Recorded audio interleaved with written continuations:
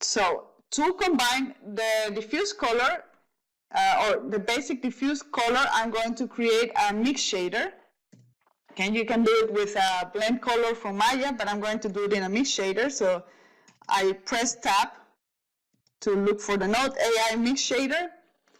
Okay, and there is my mix shader. I can erase the rendering node. Okay, and I can plug, I will plug the color in, so color 1, shader 1 is going to be my pattern. Color 1 is going to be my pattern. And color 2 is going to be my basic clay, okay? And this mix shader, it's actually going to be my diffuse color, so my base color. What's going to be my mask, my mix, so that I only have the images on one side and the other. And mask, you already understood what mask is on our class. So my mask, I'm going to use a ramp for that. So I go to 2D textures and I create a ramp, okay? So if I just move right now, I slide my colors. I'm actually going to add right now my mask as my base color. I'm going to render this and check where is actually my ramp. This is obviously not going to work. Why? Because the ramp is a 2D texture, which means it needs a placement, a projection node, okay? So I'm going to look for my ramp. I make sure that this is a projection node. This is going to be, I'm going to call it my ramp mask diffuse. Okay, and this is going to be projection mask diffuse. So once I'm here, I can click on fit to box. Okay, and let's just put this on base color and check how it's rendering. And now I actually have it pretty horizontal. Okay, now I'm going to move around the colors of my ramp so that they fit better in the object. Okay, let's check if actually by any chance the viewport, for some reason the viewport is actually taking the granite. Okay, maybe it's because this one is activated. Yes. Okay, now I'm going to edit the ramp texture. So I'm actually going to do that on my viewport. Okay, I have my ramp texture, so I have here the colors, and I'm going to add as much colors as I need to create this. Okay, so basically I want to create another one here, and I want to make it black.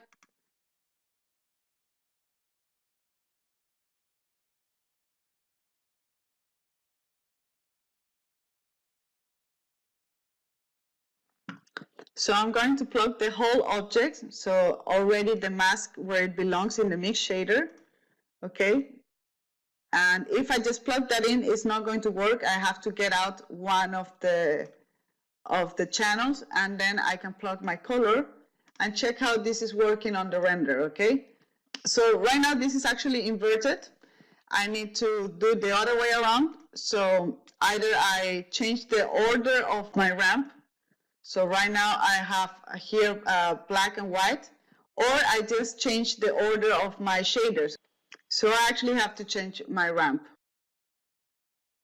Okay, and I'm going to move around these shaders. You can make it, of course, non-interpolation, but this is painted, so for sure there was a little bit of soft finish there. So I actually want to finish it right there on this border. I'm going to get a bit closer here, and I'm going to do the same for the lower end.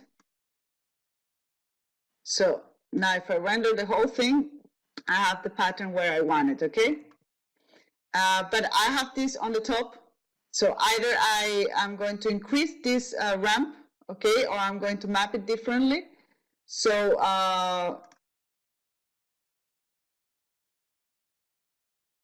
I'm just going to do another close up here, okay, and I'm going to move this around until I get it the way I want.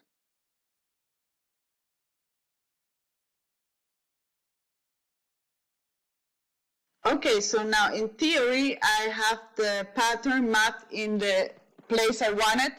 You could just have a JPEG image with exactly the the stripe, the black stripe on the middle, I just decided to complicate myself a little bit and do it with a ramp, okay? And I can add another black color here to just have something here in the middle. So let's just try that. So now I'm going to make this black and this black as well. And I have a stripe there in the neck, okay? So I'm just going to move this around to have this stripe in the neck like I wanted.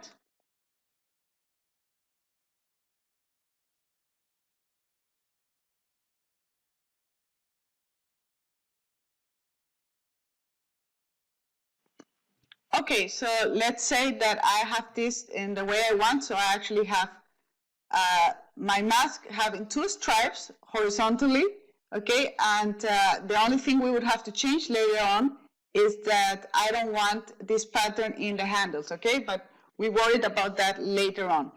If I want to be even more picky, I would add yet another stripe to have something here on the top or on the bottom. But the point is that right now you already figured out how to do the mask.